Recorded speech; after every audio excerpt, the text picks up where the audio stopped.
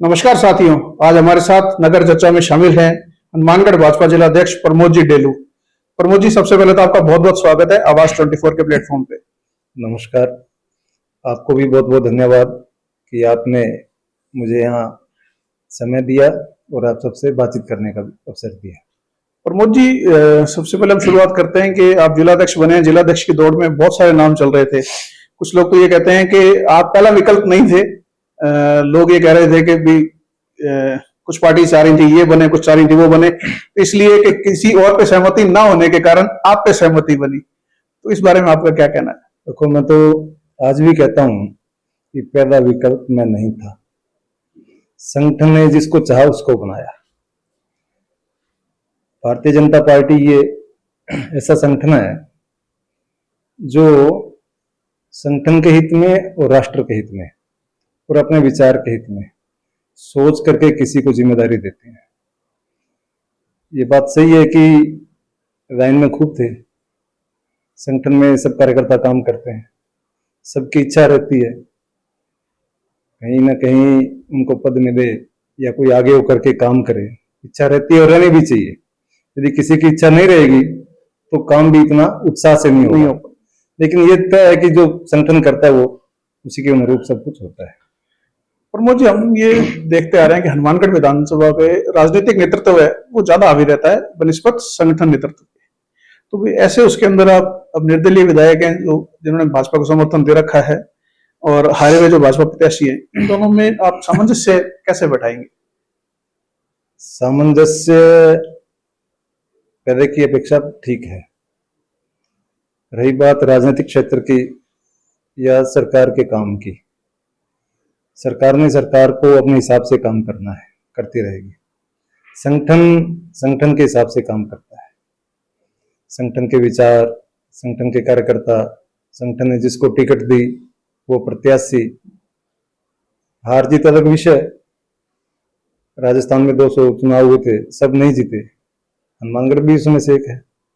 लेकिन पार्टी संगठन जो अपने कार्यकर्ता हैं, जिसको टिकट दी है, उसको हर समय प्राथमिकता पे रखता है और वरीयता भी देता है।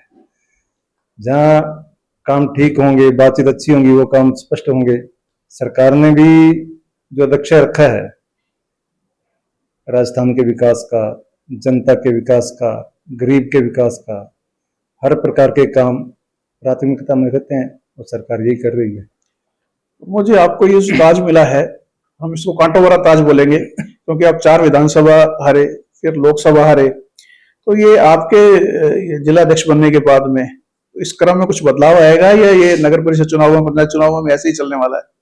देखो, ताज चाहे कांटों का हो या गुलाब का हो या किसी भी प्रकार का हो, वो तो अलग ताज होता है। मैं कोई ताज पहन के नहीं बैठा, मैं तो संगठन की जिम्मेदारी लेकर के बैठा। संगठन ने जिम्मेदारी दी है, शुद्ध संगठन का काम करना है और जब से जिम्मेदारी मिली वही कर रहा हूं मैं। दूसरी बात चुनाव की है। चुनाव हमने जीते भी हैं, हारे भी हैं।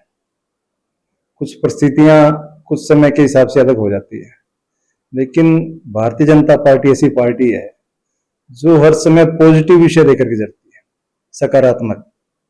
कि नीचे से ऊपर उठना ये भारतीय जनता पार्टी का काम है। नीचे से किस प्रकार से बड़ा करना ये भारतीय जनता पार्टी के कार्यकर्ताओं के स्वभाव में है। तो निश्चित रूप से चाहे पंचायत के हों, सरपंच के हों, जिला परिषद के हों, नगर परिषद के हों, पार्षद के हों, भारतीय जनता पार्टी जीतने वाली है। और कोई कांटों का ताज नहीं है, समय का फेर है, ऊपर नीचे होता रहता है। आने वाला समय भारतीय जनता पार्टी का है और लंबे समय तक भारतीय जनता पार्टी का है। पूर्व जिलाध्यक्ष देवेंद्र पारीक के साथ में आपके अतीत में संबंध काफी अच्छे रहे हैं।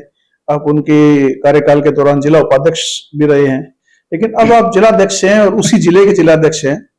तो अब वो संबंध वैसे ही हैं या कुछ बदलाव आया उनमें? देखो, संगठन के कार्यकर्ता है, किसी व्यक्ति विशेष के नहीं है। मैं तो देवेंद्र जी के समय भी जिला उपाध्यक्ष रहा, उससे पहले बलवीर जी के समय भी जिला उपाध्यक्ष रहा। तो ये प्रक्रिया है। आज कौन है, आज मैं हूं, कल मैं सामने बैठा रहूंगा, लेकिन संगठन में सब समन्वय तालमेल रहता है। जो सम्मान पहले था अभी सम्मान है, आपसी जो संबंध थे जो पहले थे वो अभी भी है।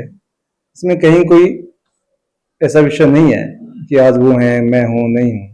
संगठन का तालमेल है, संगठन जिसको जो जिम्मेदारी देती है संगठन के कार्यकर्ता उसको ठीक प्रकार से निभाते हैं। आपकी पार्टी के कुछ पार्षद अगर हम बात करें, जैसे नाम लें तो नगीना बाई है, गुरप्रीत बब्बी हैं, राजेंद्र चौधरी हैं, ये बहुत मतलब 20-30 सालों से ये भाजपा के साथ जुड़े रहे। लेकिन ये ऐसा क्या हुआ कि भाई ये भाजपा जैसी पार्टी छोड़कर, संगठन छोड़कर और फिर निर्दलीय विधायक के साथ चले गए, और उनको आप वापस लाने के लिए क्या कोशिश करेंगे? देखो मैंने पहले भी कहा था कि समय का फेर है। हो सकता है कुछ समय कहीं कटुता हो या छोटे मोटी बात आपसी मतभेद हो, लेकिन ऐसी इतनी ज्यादा दूरियां नहीं है कि वो वापस नहीं आ सकते, या वो भाजपा में नहीं है, भाजपा से दूर चले गए। मेरी भी निरंतर संबंध रहता है, बातचीत है, नंगिता बाई से है, राजेंद्र जी से है, सबसे बातचीत होती रहती है। वर्तमान जितने भी पार्षद हैं सब भाजपा के साथ हैं, कहीं कोई दूर नहीं है। और ऐसा संगठन में है भी नहीं कि किसी को काट के दूर करना। भाजपा का ये एक ही विचार है कि सबको जोड़ के रखना और अपने विचार से आगे बढ़ाना। नहीं, अगर अपन हनुमानगढ़ विधानसभा की बात करें तो यहाँ है ना एक चीज बड़ी ज्यादा मुखर होकर उठ रही है, एक मूल भाजपा, एक भाजपा समर्थित। तो ये दो चीजें जो है, तो इनको आप मतलब कैसे देखते हैं? क्योंकि अब आगे चुनाव आने वाले हैं, तो इस वजह से क्या है, भाजपा गुटों में बैठी नजर आ रही है। कभी एक मूल भाजपा ही कहते हैं अपने को, हम मूल भाजपा ही हैं, एक भाजपा समर्थित कहते हैं। तो इस चैनल पे भी काफी इंटरव्यूज हुए, तो लोगों ने अपने अपने विचार रखे। तो इस बारे में आपका क्या कहना है? देखो मैं तो ये कहता हूं, जो भाजपा है वो मूल भाजपा है, कहीं कोई दो भाजपा नहीं है, कुछ नहीं है। लेकिन कभी तो हम दो थे, भाजपा शुरू से शुरू हुई तो धीरे धीरे समर्थन से सहयोग से भाजपा बढ़ती गई और आज भाजपा विश्व की सबसे बड़ी पार्टी है। तो सब मूल है, भाजपा में जो जुड़ गए, भाजपा के साथ जो आ गए, सब भाजपा के कार्यकर्ता हैं, मूल कार्यकर्ता हैं। कोई दूर नहीं है, कोई दूसरा नहीं है कि ये भाजपा का मूल है, ये सहयोगी है। ये हाँ, सहयोगी वो होता है सरकार में, सरकार किसकी हुई, किसने समर्थन दिया, वो सहयोगी है। भाजपा में जो है वो भाजपा का है, क्या सहयोगी है? क्या जो जुड़ गया वो जुड़ गया। मुझे आप आरएसएस से काफी ज्यादा जुड़े रहे। आरएसएस जैसा हमें जितना ज्ञात है कि ये बिहाइंड द कर्टन, मतलब पर्दे के पीछे से ज्यादा काम करता है ये जो संगठन है। लेकिन अब आप क्या है कि जो संगठन में है वो एक तरह का राजनीतिक संगठन है, तो आप बनिस्पत दूसरे जिलाध्यक्षों के, चाहे आप बलवीर जी थे, चाहे देवेंद्र जी थे, कुछ कम एक्टिव ऐसा लग रहा है। हालांकि आप पिछले 2-3 दिनों को छोड़ दें तिरंगा यात्रा को, तो आप थोड़ा सा कम एक्टिव दिखाई दिए हैं। तो ऐसा कुछ हमें ही लग रहा है या ऐसा सही में है? देखो ये तो सब अपने अपने देखने की बात है कि आप किस नजर से देखते हैं। आपने किसी के काम को किस नजर से देखा, पॉजिटिव देखा या नेगेटिव देखा। और मैं तो ये कहता हूं कि जिस दिन से नियुक्ति हुई, अगर आप मेरे घर से परिवार से पूछोगे तो मैं तो एक दिन भी घर नहीं रहा। पार्टी ने जो काम दिया है निरंतर लगातार, एक दिन भी घर का नहीं, सब दिन प्रवास पर रहे, पार्टी के कार्यकर्ताओं से मिलना। हनुमानगढ़ क्षेत्र बड़ा क्षेत्र है और नौर, भादरा, रावसर, पीलीबंगा, इतने से दिनों में मेरा भादरा 4-5 दिनों का प्रवास हुआ। कल भी नौर भादरा था। तो ये बात भी ठीक है, मैं संघ का कार्यकर्ता हूँ। संघ के कार्यकर्ता ऐसा नहीं है कि पर्दे के पीछे तो रहते हैं लेकिन मेहनत में कहीं आगे रहते हैं। अगर आप उनकी वर्किंग शैली देखेंगे, कार्यशैली देखेंगे, तो निश्चित रूप से राजनीतिक लोगों से उनकी कार्यशैली बहुत बड़ी कार्यशैली है, उनका काम करने का तरीका बहुत बड़ा रहता है। तो शायद उसी का इनाम आपको जो मिला है। मेहनत भी बड़ी रहती है उनकी। तो मेरा स्वभाव वो है काम करने का कि बहुत बड़ा ज्यादा मीडिया में या बहुत बड़ा कोई दिखावा, काम करना संगठन ने जो दिया है वो काम करेंगे। ये नगर परिषद चुनाव आने वाले हैं सर। नगर परिषद चुनावों में अगर बीजेपी का संख्या बल कुछ कम रहता है और कुछ सीटें निर्दलीय विधायक लेके जाते हैं, तो आप निर्दलीय विधायक को बीजेपी, जो मूल बीजेपी की बात कर रहे हैं हम, वो समर्थन देगी या समर्थन लेगी? देखो मैं तो फिर कह रहा हूं कि मूल बीजेपी और दूसरी बीजेपी का कोई प्रश्न नहीं है, भाजपा एक है। और ये भी कहीं नहीं है कि कहीं किसी के समर्थन की आवश्यकता पड़ेगी। आने वाला समय भाजपा का है। मैं तो कई दिनों से देख रहा हूँ, सब कार्यकर्ता पॉजिटिव हैं, चाहे वो पार्षद हैं, चाहे वो सरपंच हैं, चाहे वो जिला परिषद के सदस्य हैं, सब पॉजिटिव हैं, भाजपा की तरफ देख रहे हैं। क्योंकि हमारे जो माननीय मुख्यमंत्री हैं भजन लाल जी, उनके काम से सब कार्यकर्ता खुश हैं, सब में एनर्जी है, सब उत्साहित हैं और आम जनता भी उनके काम से खुश है। इसलिए कहीं कोई दिक्कत नहीं है कि कहीं बोर्ड की नहीं बनेगा या कहीं कोई पंचायत नहीं बनेगी या कोई जिला परिषद नहीं बनेगी।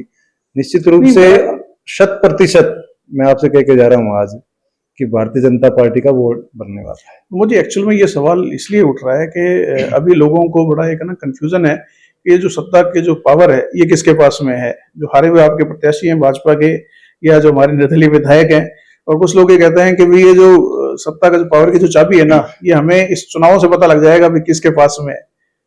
देखो, सत्ता की चाबी कोई किसी के चाबी लगा करके उलट फेर करने के लिए नहीं होती। भी इसको चाबी लगाओ, चेयरमैन बनाओ, इसको बनाओ, प्रधान बनाओ, ये नहीं रहती। भारतीय जनता पार्टी एक शुद्ध संगठन है। संगठन में जो जीत करके आएगा, संगठन के हिसाब से जो चलेगा और संगठन जिसको आगे बढ़ाएगा वही है। तो कहीं इसमें कोई वो नहीं है कि चाबी कौन लगाएगा, चाबी कहाँ से लगेगी, ऐसी कोई बात नहीं है। जो आएगा संगठन के साथ वही आगे बढ़ेगा। चलिए एक बार राजनीति को छोड़ते हैं। प्रमोद जी, अभी भारत पाकिस्तान का युद्ध हुआ, इसके अंदर जो मतलब शुरू होने से पहले ही लगभग खत्म भी हो गया, तो उसमें जो सीज फायर हुआ और सीज फायर का जो डिसीजन जो था वो हमें पता लगता है जब ट्रंप ये ट्वीट करते हैं कि जी अब ये युद्ध रुक गया है।